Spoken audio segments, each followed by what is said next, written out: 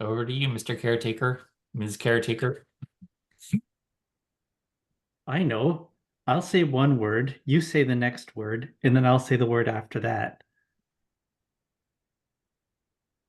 That's an equitable division of words. Where are the words that we're going to say? There, it there. Okay. Would you like to start us off, April, as an invitation, not an obligation? Right. Start us off with a land acknowledgement and a little bit of grounding. I'd be pleased to. So I just want to take this opportunity to acknowledge that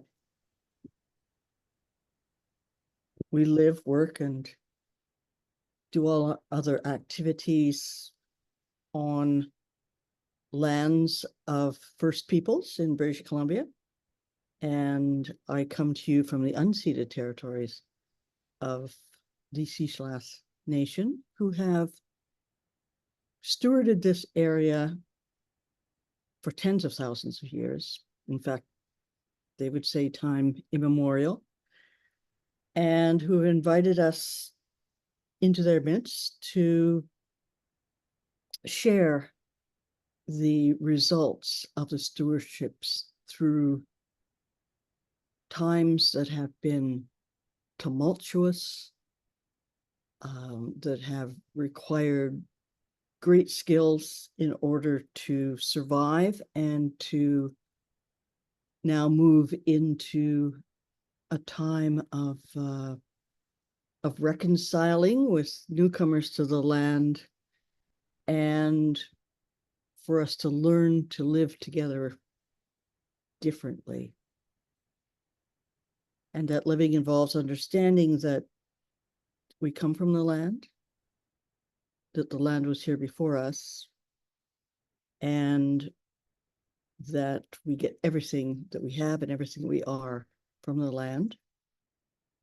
And in doing that, that we as humans, as two-legged creatures, are only one set of creatures amongst everyone else. And the term all my relations refers to the fact we live in a whole relationship network, a whole ecosystem of beings, and learning how to relate in a way that doesn't imply supremacy for any one part of that web of life is something that we're called on to do. Now, just like you, where you are in the territories that you come from, to settle yourselves for a moment. Take a deep breath inward and hold it and let it go. And again, breathe good, healthy, clean air in. And breathe away any distractions, any pain, any tension that you might be holding.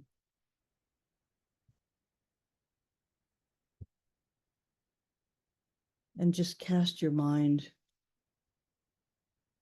into a picture of the land where you are and everything around you.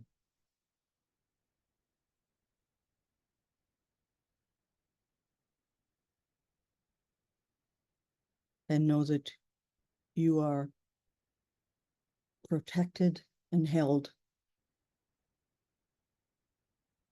by the web of living relationship and by the wisdom of ancestors of ours that have gone before us, have allowed who we are and what we are to be here today.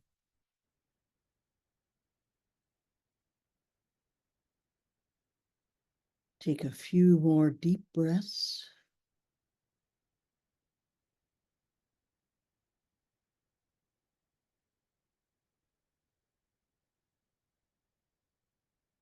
And when you are ready,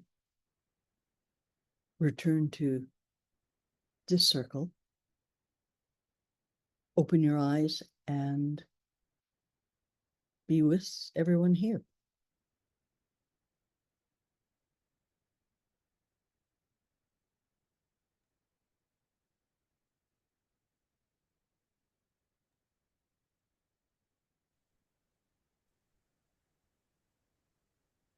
Roland, would you like to go over the agreements? Yes. So the agreements are to help us further be present and here today and show up. And there are standard agreements that have kept coming up and up and that we've listed. And those are, we're all in this together. And that includes all in this together in this guild. So ideas and suggestions are addressed to we as members of the guild and not you as separate. And everyone here always has choice. And we are also aware that choices have consequences. And consequences can go in all sorts of different directions. We lead with curiosity and kindness and patience, compassion and gentleness. And we do that because it's just practical. We listen for understanding first before speaking. And when we do speak, we speak from the heart. We acknowledge that we live in a reality that is both and as opposed to either or. We find the humor, we keep things simple, and to let the people who are currently being members of this meeting that the session is being recorded and will be posted to YouTube. And if there is anything that anyone feels they would prefer to keep private, to let us know, and we will edit that out of the shared video. Now I'm going to do a round to see if anyone has anything that they would like to add that they might need to be able to fully show up here today and be present, or because we are in a both and reality, if you have any questions or concerns. So the circle as I see it is Ben, April, and me. So I pass over to Ben. No, it makes sense, and I value the reminder. It's always worth it to take a minute to bring this way of thinking back to the center. Over to you, April. I have nothing further to add except to repeat that these agreements are really, I find them really, really functional. And again, appreciate the reminder of them. Over to Roland. Awesome. So what are we talking about today? I guess part of this is also going over what is this guild about and what our responsibilities are. So I'm just going to do a real quick reading what's on the screen because we absorb by sight and by sound and also by doing. So this is the by sound, and you can do your own by sight. So the primary functions is that the guild acts as the emotional heart of the Lifeboat Academy, and we aim to create opportunities for people to develop deeper relationships with themselves, between each other, because things are relational, and with all of our relations everywhere on the planet, even more than just where we are located. So all of our relations. Thank you. in terms of the way that we understand our responsibilities. And I'll go over through this, and I'll do another opening to a round of comments to see if either one of you have anything that you want to add. But the way that we've understood our responsibilities is to build and deepen internal relationships in the Lifeboat Academy, to create opportunities for conviviality and celebrations, often through suggestions to other guilds, to deepen the experimental spirituality, to be able to find ways to reconnect with the land and with all our relations, and to work towards acknowledging that we are all indigenous to this planet. We engage in personal healing and in grief work. We are the vibes watchers for the Lifeboat Academy. We witness this is let me just translate this. I think I'm getting off track. Vibes watcher, witness in other meetings and activities, hard work as a lens. I think I'm going to leave that. I'm going to ask for somebody else to interpret that, because I'm having a hard time with it at the moment, and this is part of the value of being in circle. And that we are keepers of the circle process and the agreements for the Lifeboat Academy, so for our guild, and to help in that regard with other guilds. And I open to the group for any clarifications or additions over to Ben. The vibes watcher, my understanding is if sort of like the governance and principles has the role of making sure that process is being followed, that decisions are being made using sociocracy. Heartwork has, for all of the guilds, not just in that guild, Heartwork has the same role to make sure that the sort of the spirit of we're all in this together pervades, that the agreements are being followed, even if the guilds are customizing their own agreements, that the spirit is still there. And I think under the premise that when everyone's responsible, no one's responsible. So tasking one of the guilds with the role of making sure that we're all playing well with each other is a good idea. That's my understanding. And the other thing I'd like to add too is, as we're starting to work on our next seasonal AMAC Reflect, so we're reflecting on our summer season and starting to aim towards our fall season, that the Tao that can be named is not the true Tao, and that the role of Heartwork is a constant of all of the guilds, and how we organize ourselves is constantly evolving. And so this is a placeholder in time, but we all, God is change. And how we see our role as the Heartwork Guild is going to evolve as well.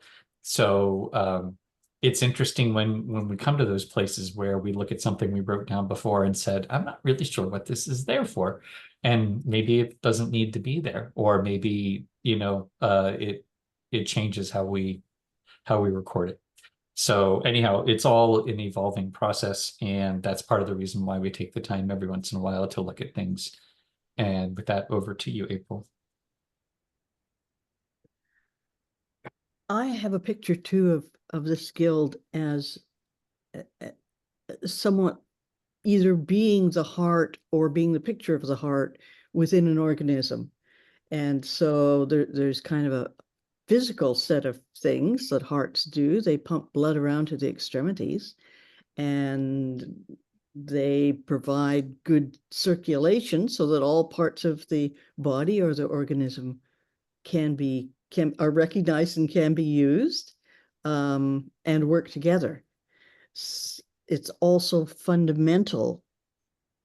If you don't have the heart, then there's something really key that is missing. So being able to kind of sense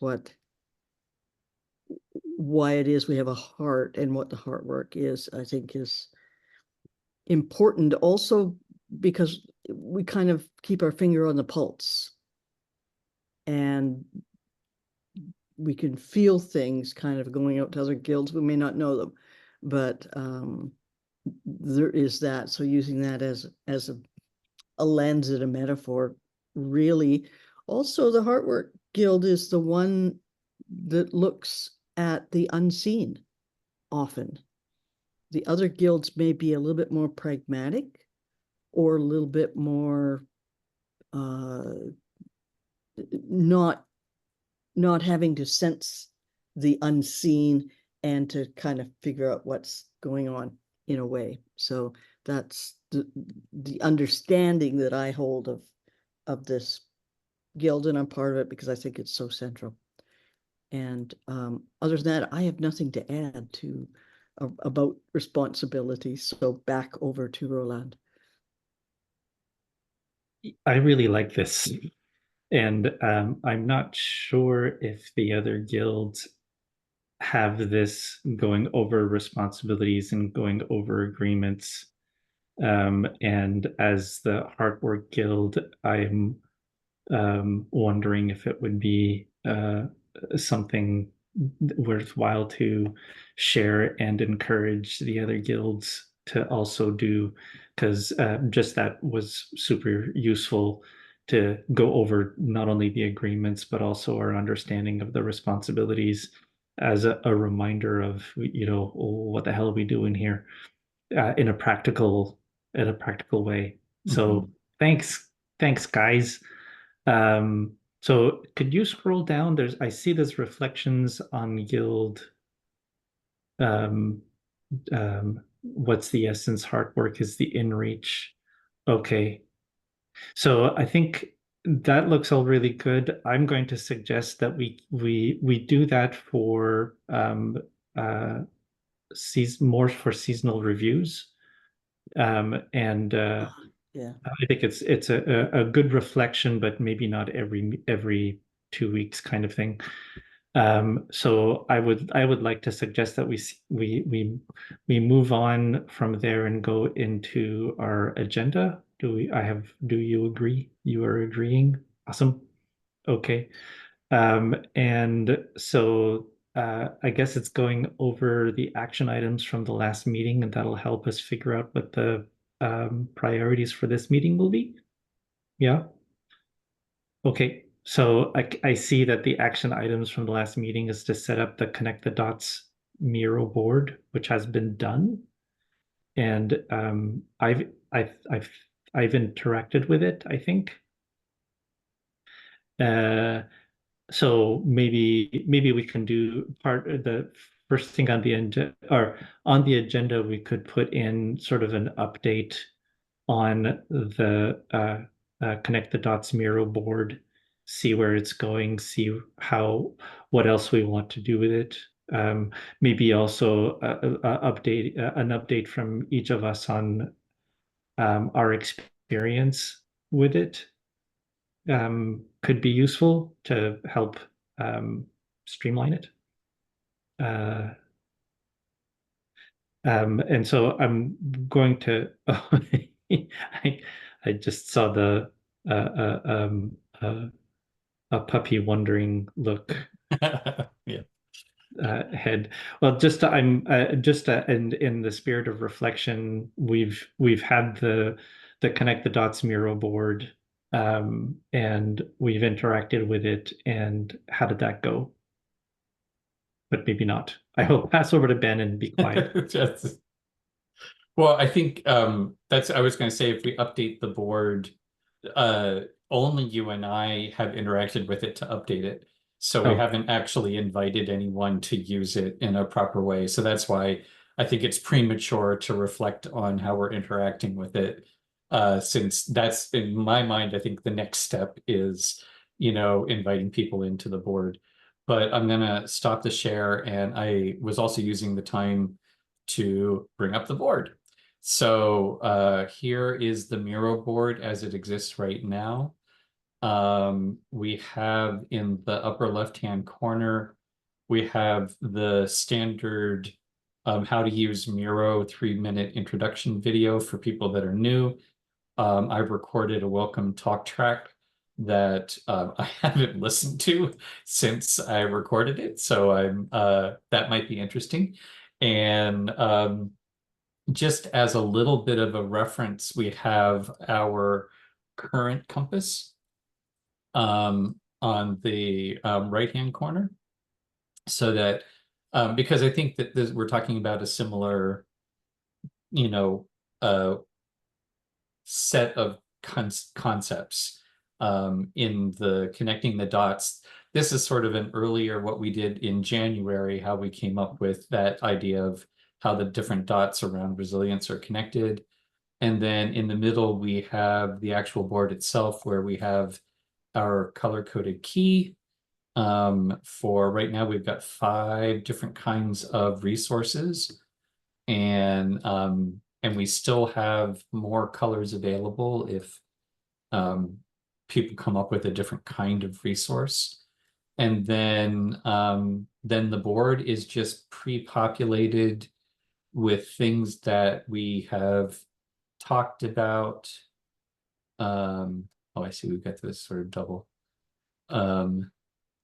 And that's one of the things that Roland did, is he went through and added hot links to most of the books. Great.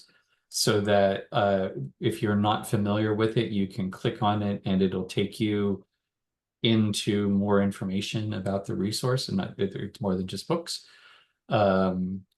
So yeah, and then I did a very, very quick sorting based on the compass, just to get a sense of how it might work if we started to cluster things together. And the one thing that it was enough of an exercise on my own to realize we don't have all the categories in our compass. I think our compass needs to be updated. And so I think that what we end up doing in the Connect the Dots Club should get reflected back into the compass. And I think what's going to happen is our compass is going to turn into a pentagram, like a 5-circle Venn diagram, because I think there's another circle at least, maybe more than that. But anyhow, that's where things are. And yeah, I guess, should I just send it around for questions and comments? So over to April. So an immediate question I have is, do the colors of the Post-its related all to the colors of the compass? No, Okay. no, I didn't think about that. Okay. I mean, And I there's a don't know. limited palette in Miro, but we could probably, oh no, actually, because the colors of the Post-it are about the type of resource, not the content of it. So Right. yeah. Okay. And I don't know that it needs to be about anything other than what it is. That was just a question to sort of organize stuff in my mind. And also that would be a way for me to understand, if we're hitting all the spots on the compass.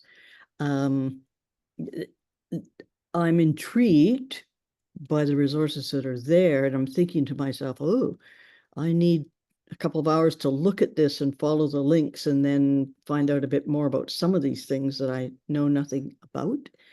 And I want to know something about them, but I need to, have a block of time to do that, I think, because just sort of randomly grabbing stuff doesn't make as much sense.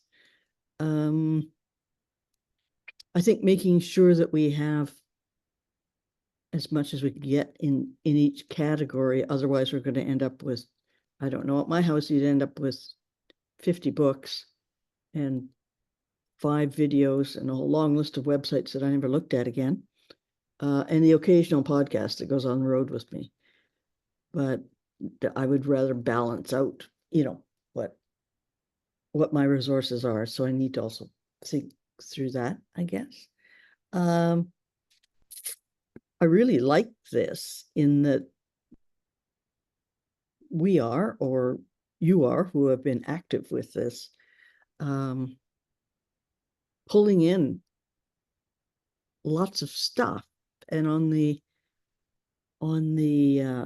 premise that there'll be something there for everybody or anybody. I mean, that's one of the things that occurs to me, is that there's probably enough range to get lots of people with lots of different interest areas within this overall area, to get people connected and feel like they're in the right spot in a way. And I need to look at this more. I've looked at it superficially once, I think, and I have not interacted with it yet. So I've just written on my to-do list to start to become at least familiar with what's here. But nice to have this. And over to Roland. I was just thinking that each one of these resources, one of the reasons why at first I thought, oh, wouldn't that be interesting to match it up with the colors on the compass? And then I realized, as Ben was saying, that it's actually supposed to indicate the type of resource. And I'm also colorblind, so there may be errors here. So, please make any corrections that you see fit. Um, um, I'm also thinking that what could be useful is at some point way down, when we've got loads more time, is we could actually reproduce the compass on each of the post-its to indicate which ones of the compasses sections is mostly covered in the book, because there will always be an overlap of information. We've done that elsewhere. I think we've done that in presentations we talk about one thing and then we have the compass in the corner showing which segments apply. And so it's the same thing with the resources. These resources are not going to be covering everything in the compass. So in that way of thinking, I was also thinking that this is our kind of like our resource center, like a library. And as in with all libraries, if you can read every book in the library, good on you, but it ain't going to be me. So we can have an excess of resources and not use all of them, or not everyone will use all of them. But that as guilds develop, as expertise develops and comes and goes, that we have this growing resource that we can draw on, and that where different people will draw on different resources, but not everyone will access all of them. Yeah. So over to, and that's sort of like an elaboration of my understanding of the Miro board that has just developed as I was listening and even as I was speaking. So over to Ben. Yeah, that's great. I've been, just as FYI, I've been taking some notes on the conversation in the Asana task. So capturing these ideas. And yeah, I had the same that's a really great way of putting it. It's the library, it's the map of the library and the map of the resources in the library. Not everyone, and that's the whole point of having the map, is that no one has to know it all. And I love that idea of coding using the compass, where you can kind of say this work is somewhere in this area. Yeah. And I think that'll always be a moving target, but I really like kind of getting that sense of, not everything has to be no one thing has to serve every purpose. And it's just good to be able to put things in context. So I really like that. And the other thing I've thought about, this is just sort of as we're talking about like the I on the fly just added the books versus podcast versus website kind of thing because I was thinking really for brainstorming. It's just, when all of a sudden I'd been thinking about books because it started off as the Connect the Dots Club. And Yeah. then some of the things that came up weren't actually a book. They were, a podcast or a website.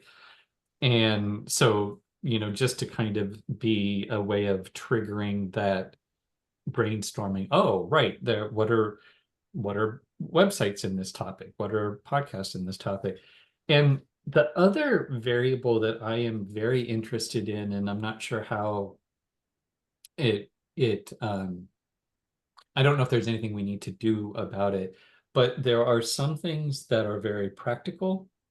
There are like how-to guides, how to host a circle, how to, Sociocracy 3.0 is all stuff that, it's a step-by-step guide to something you can do. And some things are entirely theoretical and, difficult to figure out how or even if you can put them into a specific practice. And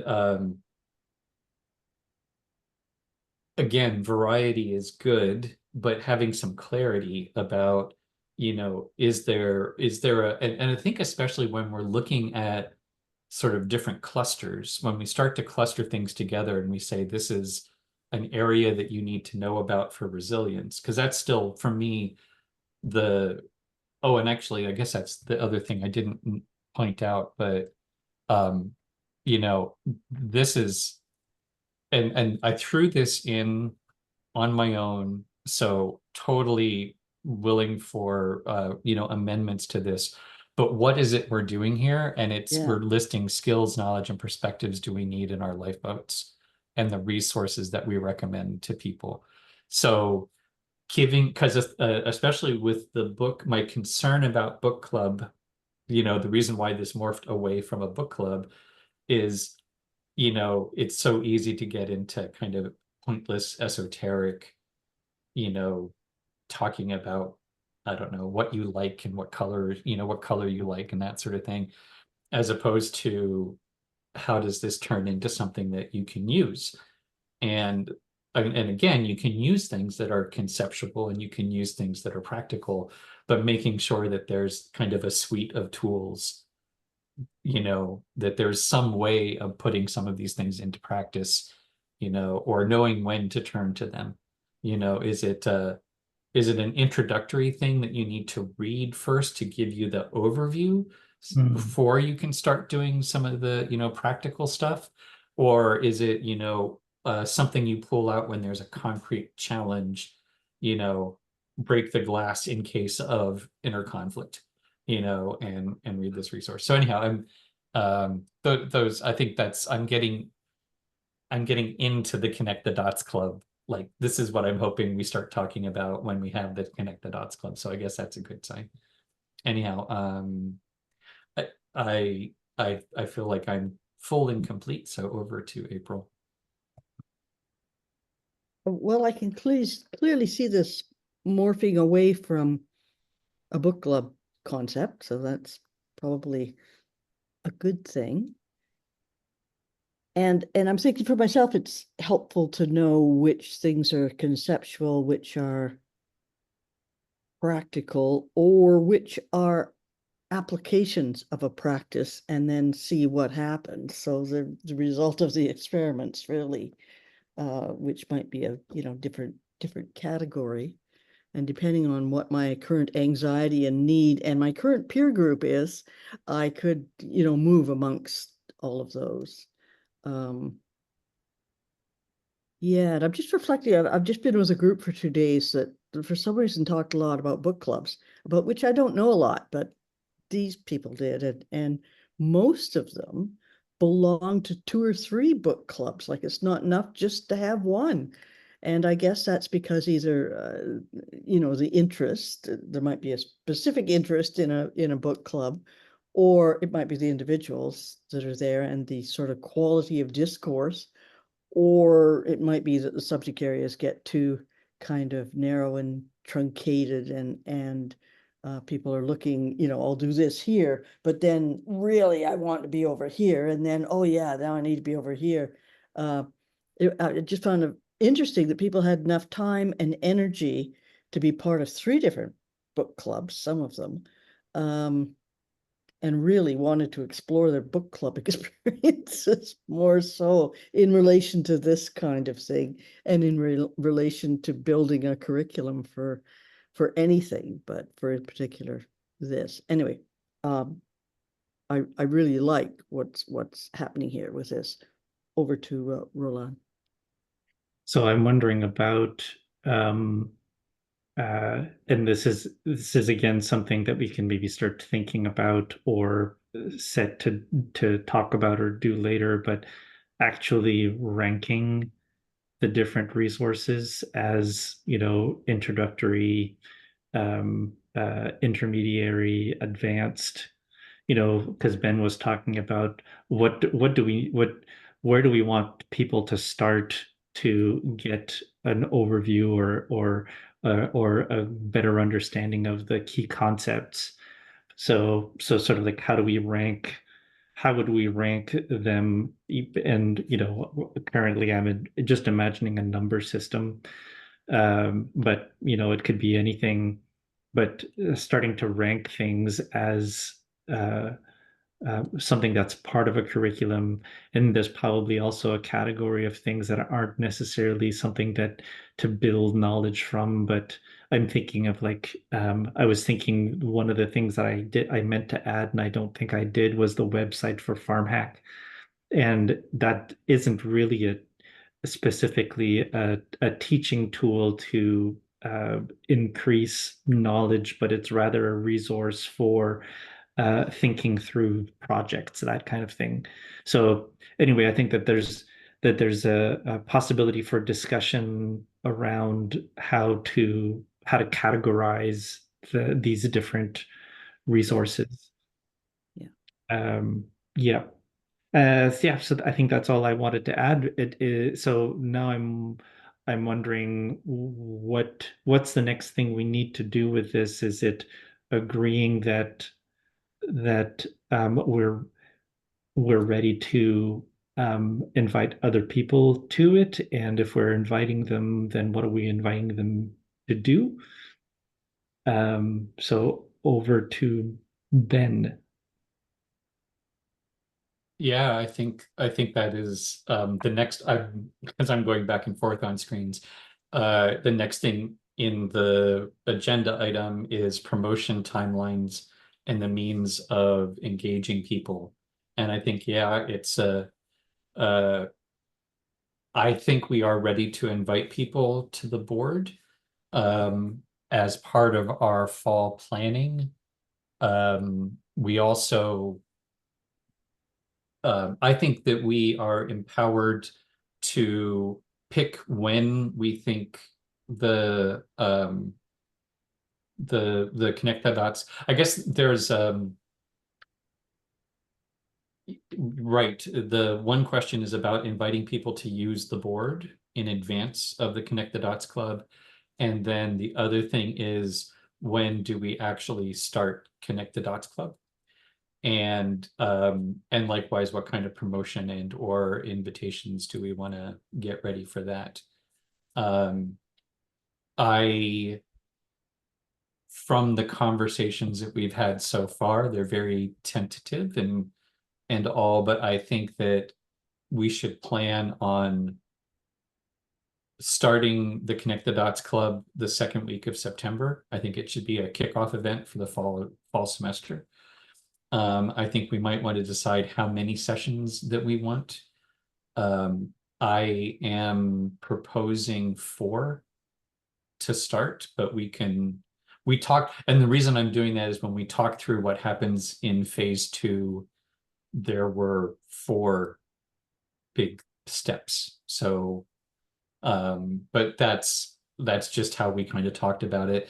But I think that it does seem to me like probably 4 is a good number of meetings. And so then it's a question of how is it every week, every other week?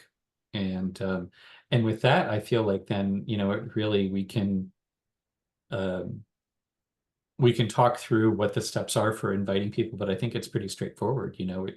We go to our list, we go to the guild members and to the mailing list and put it on social media. And yeah, that seems like the next steps to me. Over to you, April. Do we want people to have yet more opportunity to be part of the design of this or the testing of this? No. Yeah, or do we have to be moving forward with? And do we have a template for the meetings? Is there, a sequence, a process or progress that through the meeting, beyond just saying, what do you think about each of these things? Is there a set of questions that we want to have a standard for the meeting, and then the discourse falls into the questions? It's a little different than just asking people for opinions, right?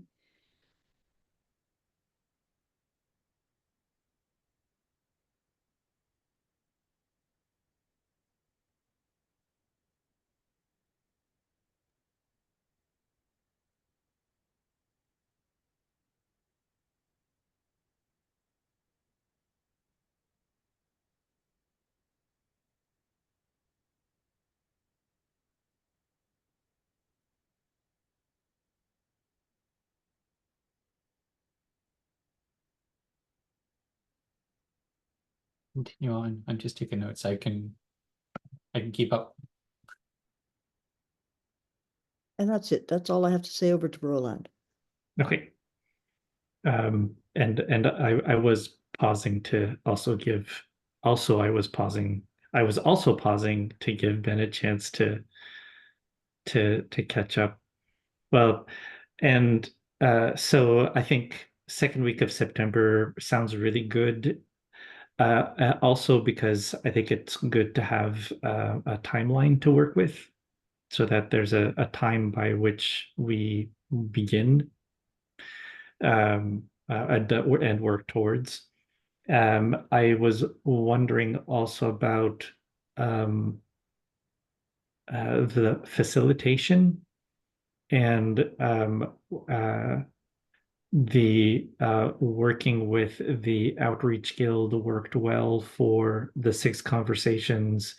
And is it seeing if the same group of people is interested in facilitating the Connect the Dots Club, so that the facilitation group becomes this, like with the Venn diagram for the compass, it's an overlap of the outreach and the Heartwork Guild.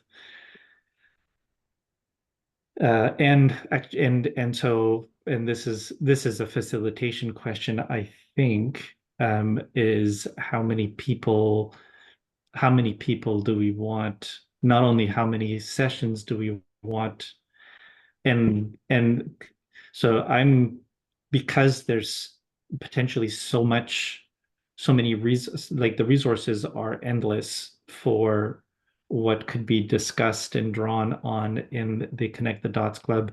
I do see this as an ongoing thing, and also um, uh, it also makes sense because I think that for myself, and I think it is for myself as a human being, it's something that I share with other humans, being able to have um, begin and end times, and being able to see things in chunks is useful. And so breaking up the Connect the Dots Club sessions in chunks of, so I think either Ben or April, where you were talking about having 4. So like if that makes sense, chunks of 4 at a time, so that and and it could also, and that could also be a way of making it easier for people to commit to coming more regularly, where they commit to coming for a chunk of 4, and then and as opposed to just drop in, because drop in can start to feel endless, and when things feel endless, then people drop away, maybe. I don't know. So these are all just musings in my mind.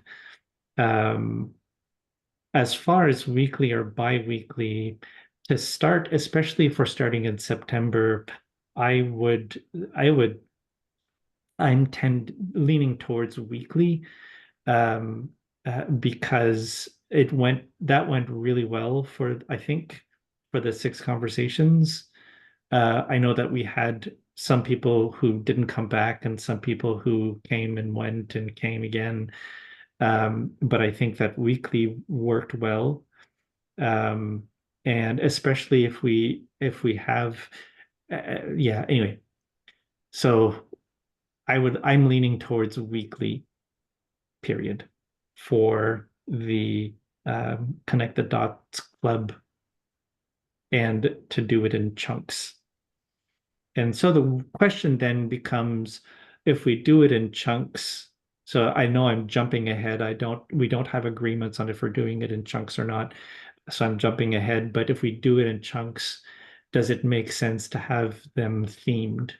There's a type of resource or there's a topic that we'll be exploring for the next chunk, which is again a way of people knowing what they're getting into, and and finding things that they're interested in, etc. So over to Ben.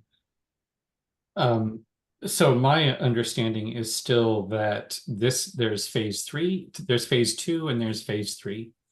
And phase 2 is the establishing our resource map for the first time, since we haven't really done something like this before. Yeah. After that, it's an entirely different thing. And we have consistently, and I still think it's the right idea, that this fall is bringing together faculty and grad students, lifeboat mentors that already have experience and knowledge of at least part of this map, to work together with potential faculty. It's as much about the resources as I'll change this. It's as much about the people as it is about the resources. So just like no one person reads the whole library, some people gravitate in sections and know more things in that section. And a lot of times, there's overlap, like that Venn diagram. So this is, I'm seeing it as I'm not thinking that we have Connect the Dots Club where we are clustering the resources again and again and again. I think once we get our clusters, then it becomes a question of using those clusters to welcome undergraduates into the world of resilience. And as you do that, as you're bringing the undergrads in, the people who are leading that work are going to, this is what happens every semester on university campuses everywhere, is you take the syllabus that you have been handed and you tweak it. And you add a new book that is, really talking to you, and you remove a couple articles that seem dated and not as, relevant anymore. And that's what I think would happen with this, is that basically the Miro board is like our kind of living syllabus, and nothing probably will get removed, but new things will get added and priorities will shift. So anyhow, that's how I've been thinking about it. Not so that the ongoing use of the work that we do in September will be to introduce undergrads, new lifeboat builders. And so it really is like the Resilience 101 course. Yeah. What do you need to know as a life? And I really think of it as that You know, if you're a prospective lifeboat builder, these are all of the areas that are implicated in building a lifeboat. You're not expected to know them all. You're expected to know that they exist, and to, you know, you'll probably want to make sure that you have somebody in your lifeboat who knows some of these things, or friends who can, you know, lend a hand. But, you know, not everyone needs to know about transition economics, or, you know, not everyone needs to know lambing, but you need some people, you know, if you're going to have lambs, you need somebody who knows that practical stuff, and you need somebody who's going to make sure that you can pay the bills. So anyhow, that's how I'm seeing it. And in terms of the chunks, I mean, there's a very standard process for doing a sorting exercise. And so that's really, I think, where the chunks come, which is brainstorm, cluster, name the clusters, relate the cluster, how do the clusters relate to each other, and then within the clusters prioritize. So those are the chunks that I was seeing, and it's you know, once and done, and you know, it's a living thing after that. But that's what I mean, that just makes the most sense for me logically.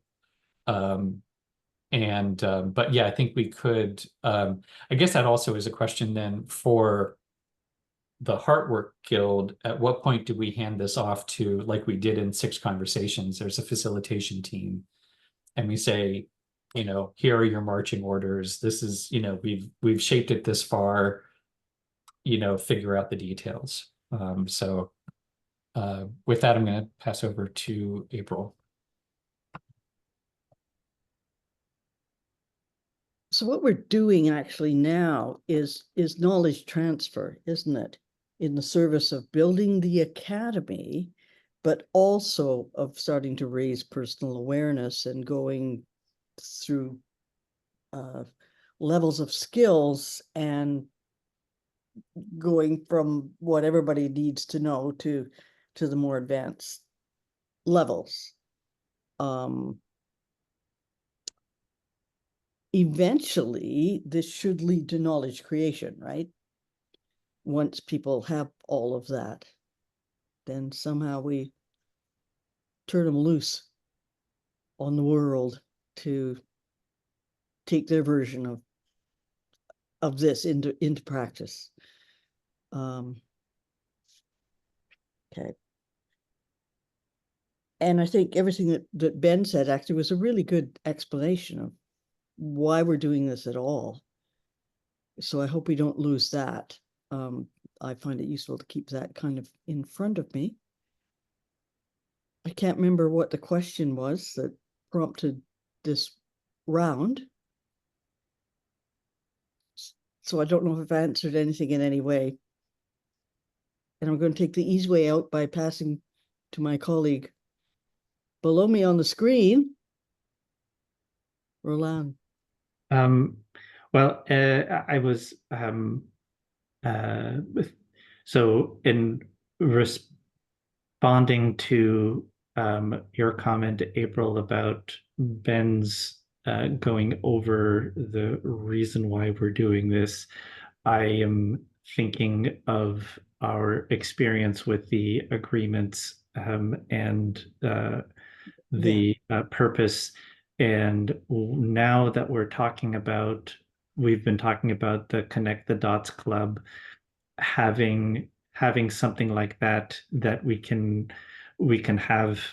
I guess it's a bit like our North Star, not our North Star, but it sort of functions as a reminder that we can go over at the beginning so that we don't rehash the same things. Sort of what are the agreements that we have on how this is working and such. So sort of like formalizing that in Asana as with its own sort of link to its own page, that when we talk about the Connect the Dots Club, we go there and we go over the punk, punk, punk, punk. All right, let's go. So yeah, over to Ben.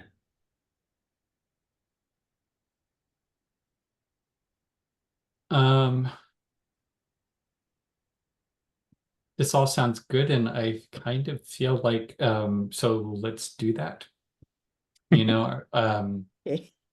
yeah, because I mean, I feel like we've got the board, we can invite people to be pre-populating it. It sounds like beyond, aside from knowing what day of the week we want to have Connect the Dots Club on. And I was going to say actually Tuesday, continuing on the six conversations, like Tuesday at 5, and unless anybody has a compelling reason to pick a different day, then I think we've got it sounds like we're agreed on, and I think for the fall semester planning, I'm going to propose that we plop them on the calendar as a proposal for Tuesdays at 5, starting on the second week of September every week, with the 4 chunks, and actually we'll say there, and so that we've got the the right numbers. And then promotion, the question is, so taking as given, um, we're going to have email invitations that will go out to guild members and people who took part in the 6 conversations, and to the larger lifeboat list. And we will do promotion on all of our social media channels as we normally do. The question is, do we want to do anything more targeted, any personal invitations to people that we particularly want to make sure come to the meeting? So if the rest of what I said sounds good, I feel like that's the action items. And then the question I'm kind of leaving is, do we want to do some specific outreach to specific people? Over to you, April. Yes, I think we want to do some specific outreach to specific people is one thing.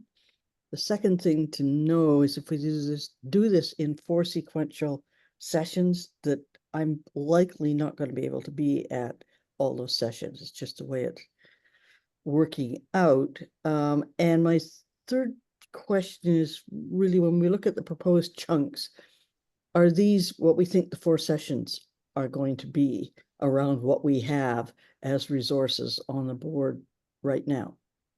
Or are the sessions at all going to take a look at the resources in terms of what are we learning from it? What would you say about it? How would you use it? Those kind of questions. Mm-hmm. Over to Roland.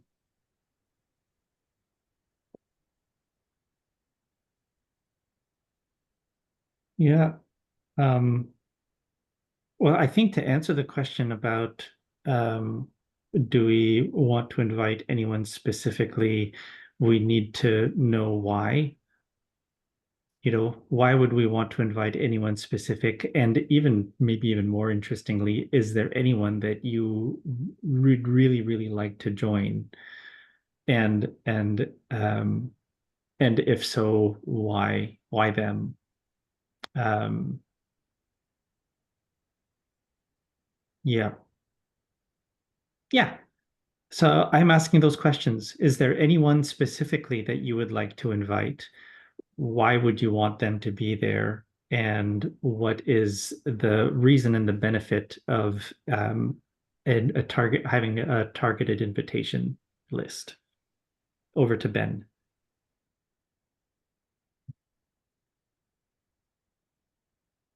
I want to make sure, April, because I was typing multiple notes. So your last comment about, in addition to the clustering, having a conversation about the resources, it's sort of, why are they on the list and why would we want to use them? Is that kind of the gist? Cool. Because I think that is actually the last 2 sections are, how do the clusters relate to each other? Is, how is this useful information to lifeboat builders? And like, is it sequential? Are they parallel? Is some stuff everyone needs to know this and then you can learn these? Or is it, this is a specialty, everyone needs to know this, some people need to know that. So I was thinking that there would be lots of conversations around that. And then the priorities within the clusters, why, if, and I think that I'm looking forward to I think that brainstorming is great and seductive. People love brainstorming, that everything under the sun, everything in the kitchen sink. But the really interesting question is, if you could only teach two of these, or three of them, why would you pick those three? And that's actually the really interesting conversation to me. Or likewise, like, what's the first thing someone should read if they want to know about resilience? And So yeah, I think those are great conversations. I think they're part of it. And I kind of was thinking the brainstorming and clustering, that's kind of early on. And then so how do we make sense of it is getting into the deeper conversation. And the fact that you can't be there for all of it, I mean, I think that's something for us to factor in. Do we want to, we can set the schedule however we want to set the schedule. So if we can tweak it so that it fits better with your schedule, then let's do that. And that's, some people are going to have to miss some of it. So how do we design it so that you don't have to be there at that time and you can still be participating? And luckily, I think that's one of the things with the Miro board, is that we can do a little talk track summary on session 2, session 3, like we can, so anybody who misses the session, and likewise the YouTube, we can record them and have them available on YouTube. I think that's a really good reminder. And I like your question, Roland, too, and I'm going to pass because I've already rambled, but I think that's a really good, why are there, who would we want there, and why, I think, is a really great question. So I'm passing over to April on that.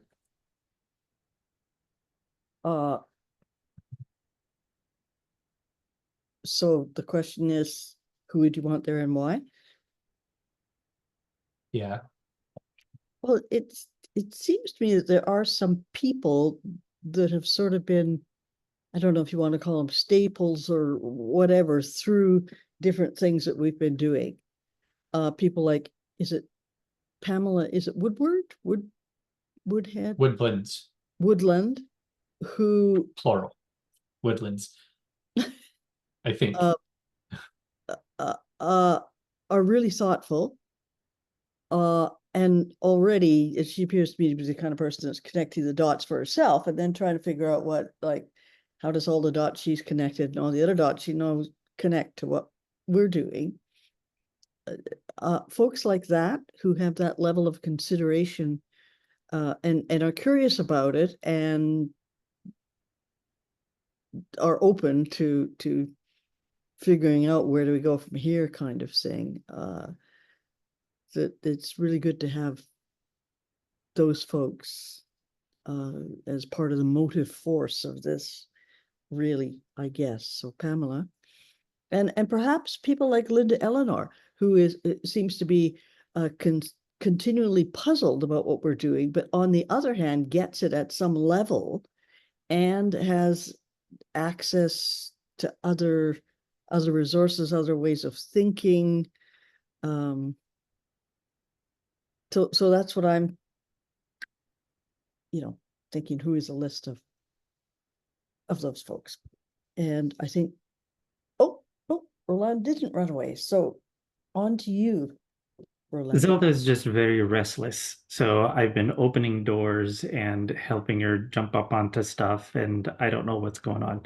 So I'm just turning off my video so that me getting up isn't distracting. I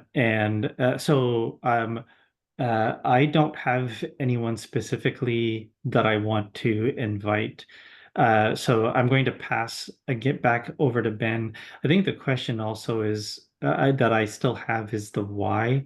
You know, are these people, do we want to invite people who earlier Ben was talking about sort of grad students and alumni and people who would potentially have an interest in offering I don't know, webinars or something that would be part of the lifeboat. Yeah. So I don't have anyone specifically in mind, but part of my question about asking if we want to target it is the why target the people that you're thinking about. And yeah, I mean, April, if you've been answering the question, I'm just reiterating and clarifying. Yeah. So over to Ben. Yeah, that's my well, I guess I liked a lot of the reasons that April was listing, not just I think the reasons you were listing for Pam and Linda are generalizable beyond Pam and Linda. And so I like that. Um, and I like all of those things. You know, it's people who are curious, who are already trying to connect the dots, people who have content specific information. And yeah, for me, I really want potential mentors to be there because I think that Yeah. it's, you know, if we're gonna develop, if we're mapping out, these are the X topic areas that are key to good lifeboat building, then ideally we have at least one or two people. Ideally, we have two or three people in each of those areas, and they might be, you know, like April, you might be in two, and I might be in two, but that there are people that have that deep knowledge in that area. And so part of that conversation is figuring out how we hand off to each other. And it makes me think a little bit of the BCCRN work at the local tables. So the community resource networks, part of their job is not to provide services, but to make sure that the people who do provide services know what each of them does and doesn't do, so that you know where to send people and you know when to hand off from, you know, this person to that person. So the same sort of thing. It's like knowing if somebody shows up, if a potential lifeboat builder shows up and says, you know, I'm ready to get going, and here are some ideas I have of what I want to be doing, that we can say, you know, you should talk to April and Linda. You know, they're the ones who, you know, do the closest work to what you're doing. So that's, you know, for me, it's like I said, it's equal parts understanding the people relationships as the resources and the topics. You know, what are the areas that people like to work in, are curious about, are interested in. So part of that, I think, is, you know, maybe between now and September, it's something I want to be doing anyhow, is kind of going through the Rolodex and thinking who are potential mentors, and actually inviting them specifically to say, we're hoping that you might, you know, be interested in taking on some mentoring roles. And because that's also offering the webinar, you know, it's does somebody want to put on a webinar in their bubble? You know, an introduction to my bubble. You know, so yeah, I don't have any specific names of people, but yeah, that would be a high motivation for me, is to develop a roster of people who are knowledgeable in these different areas. Over to you, April. Ditto. And I don't think I have anything else to say. So over to Roland. All right. So I think I don't have anything to add. I can go around again if anyone would like to, or I would suggest that we go to the next steps. Next steps. All right. Next steps. And I guess being able to go through the notes to see what we feel are the next steps would be good. Mhm. Do you want to start or? Sure. Yeah. Um, Do you want guide me? I can help, but I need some guidance. But I think just to be able to read through the notes again, to be able to see where we've been. Okay, so I'm going to give everyone a chance to read on the update on the Miro board, because that all fits on a screen. So give me a thumbs up when you've read through enough.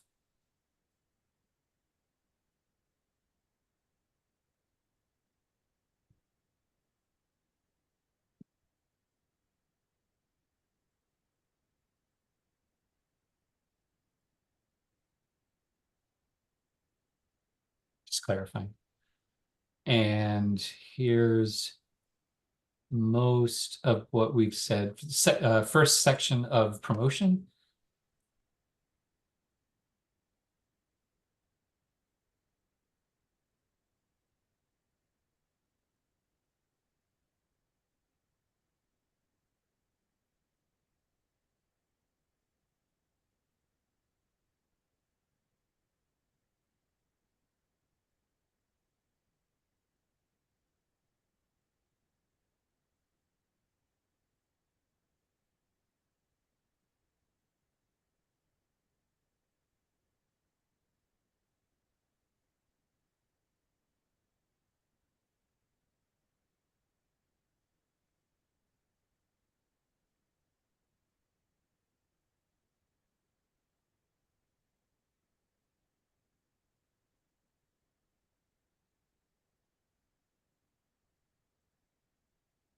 And that's the last bit.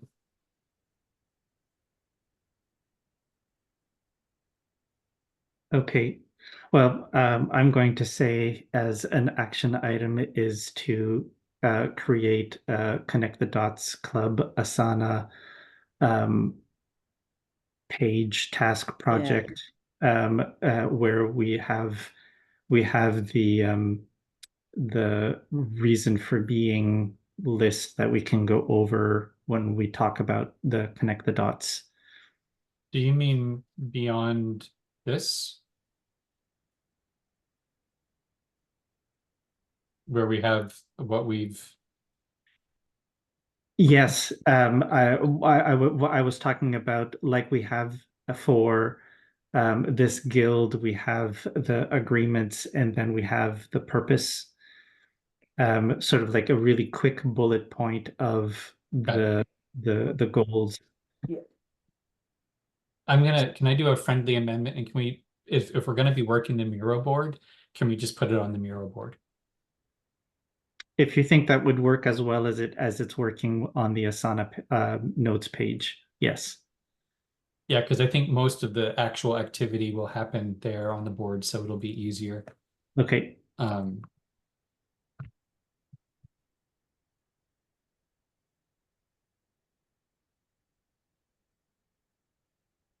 okay. So over to you. Um, well, there's a task that's already on Asana, and that is uh,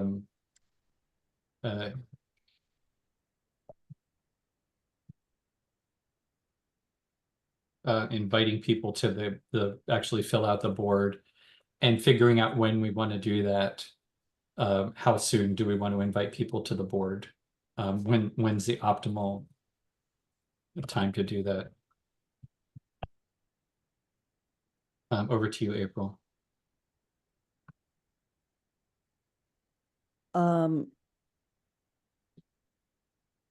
Beyond that, two things that occur to me is we need to establish the facilitation team and what that means. Hmm.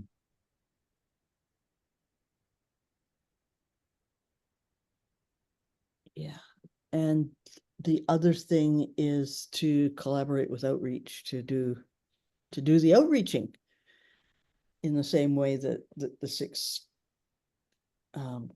conversations liaison happened. Mhm.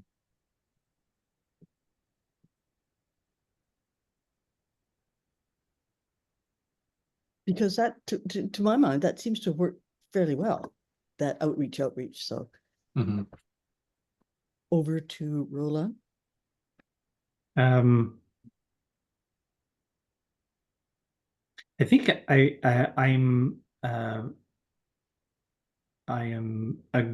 stuck / agreeing with inviting people to connect to the Connect the Dots board, and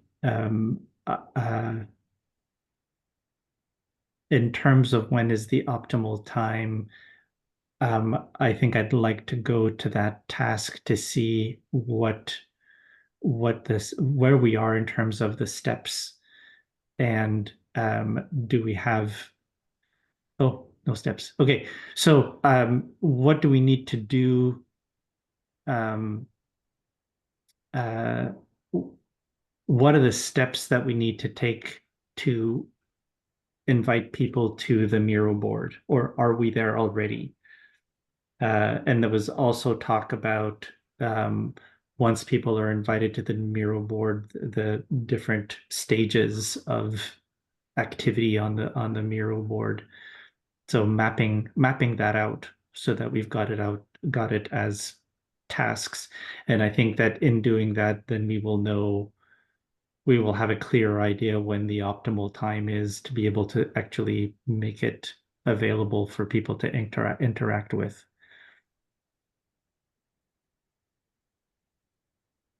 So over to you, Ben, whenever you're ready. So I may not be following along. So there are notes in the Connect the Dots Club in, this master task up here that we have for the Connect the Dots Club, where we talked through inviting people to the board. Okay. That's why we had to set up the Connect the Dots board. And we've done everything to set up the board that we talked through. Okay. So that's why there's the 3-minute Miro, the talk track, Right. the post-its, Okay. so I'm not sure what you have in mind that we So might have we need to do. established what the next step is after, now that we've done that, what's the next thing to do? Send people an email. Okay. So then I think I'm trying to figure out what beyond. I'm not sure what else you have in mind, but it's basically the board is set up. So we just need to let people know that the board exists. But I get the feeling like you're on to something. I just don't know what you're on to that maybe we're not thinking through. So that's why I'm querying, because Okay. beyond sending an email, and it's the first part is completely asynchronous. We're going to be starting in September. We're going to be starting Connect the Dots Club. Before then, if you want to, like April was saying, take some time and look at the resources that we've already added and add your own.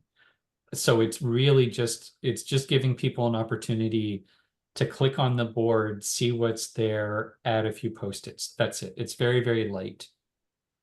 And so no heavy lifting. It's just so people have some familiarity with it and some ability to look at the different items that are on there. And if nobody does anything between now and September, we're fine. Because the first meeting, then the first question is, take a look at the board. Is there anything you want to add? So, yeah, anyhow, but could imagine, like, do we want to have something to kind of animate it to notice, excuse me, if people show up, or I don't know what else we might be able to do there.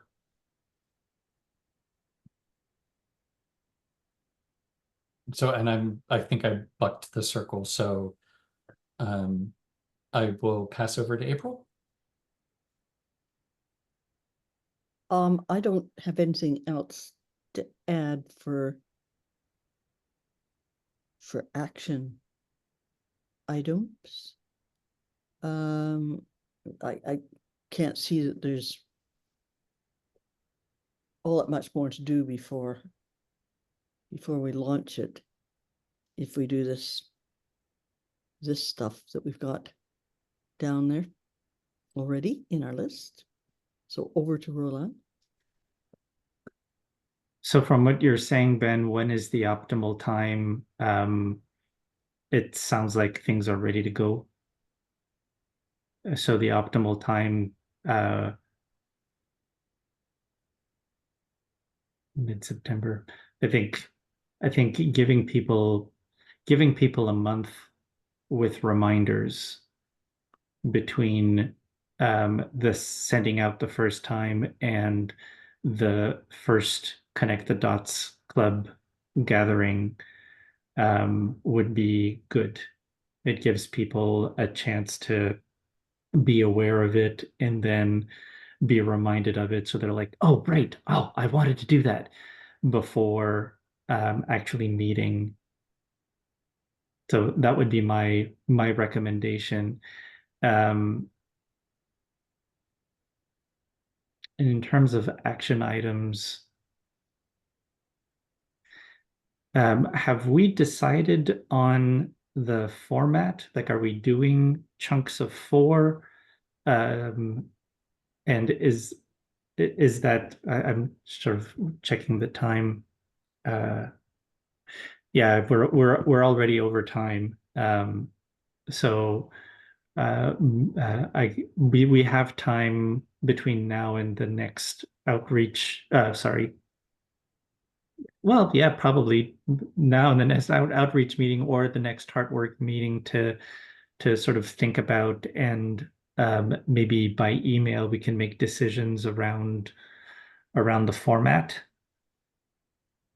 the chunks, how many chunks, how many sessions per chunk, is it per week or bi-weekly or monthly, or all of those types of things.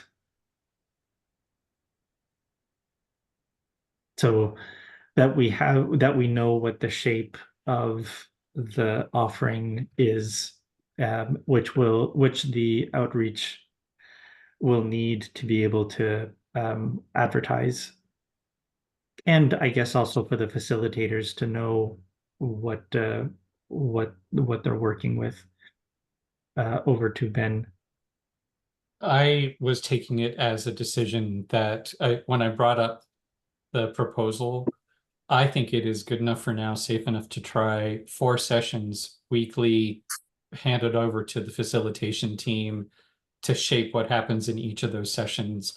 I think it's plenty of time. Like, I think 4 sessions is plenty of time for those conversations.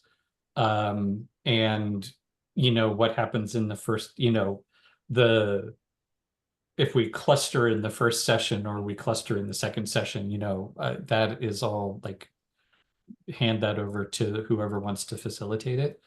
But I don't think we need to talk about it anymore. I think this is a good enough, I can't see a good enough for now, safe enough to start, is how I feel, unless there are any objections or, considerations for how we might change it. So, yeah, and then handing it over to the facilitation team and saying, go run with it. Over to you, April. Yes, I agree with all of that. Over to you, Roland. Yep, that's good. Over to you, Ben. I think we've got all of our action items, I think. I don't have anything to add. And I feel like this is simple and direct. I think I know what needs to get done. So I feel complete. April, over to you. I believe our ducks have wandered into a row here, and that's a good thing. I can't think of anything else. Over to Roland. I'm just noticing the other things on the agenda, and I kind of feel like the 6 conversations next steps we discussed at the coordination Right. Yeah. circle. So This is the one thing that's left on that is the connect the dots board. Okay. So that's, yeah, I think you're right. I think we're done with it. Yeah. Okay. So, great. Anyone have an idea on, so anyone have anything that they want to add and or talk about and or would like to offer as a closing? Ben, over to you. Nothing to add. As a checkout. Well, I'll just add my own checkout is I'm feeling really good about this and looking forward to the fall already. And it's already, and I thought we were starting to plan too soon. And look, it's August. Blink. And blink one more time and it's going to be September. So I feel like this is in a really good place and I'm really happy with that. So I'm closed. Over to you, April. Yeah, I feel like it's in a good place too. My understanding and the clarity for me of what's going on, why, and how it can sort of be stepped and what it means when we will have done some of that. It's much more clear at this point. I was feeling guilty at not having done my homework and done much with the mural board, but I will take restorative actions in the next little while and do something on the board. In any case, I think we're in a good position to move ahead. So thank you. Over to Roland. Awesome. I think my checkout is that I'm grateful that um, our strengths are combined together to make our weaknesses irrelevant. So I appreciate you both. And I wish you a good whenever it is that we're going to be meeting again. I can't say week, I can't see days, I can't say days. Whatever, the amount of time between now and the next time we meet, have some good one. A fortnightly hello. Thank you. Bye-bye. Bye for now. And Ben, I'm going to see you tomorrow on Zoom. I saw that. Looking forward to it. Thank you. Bye, everyone. Bye.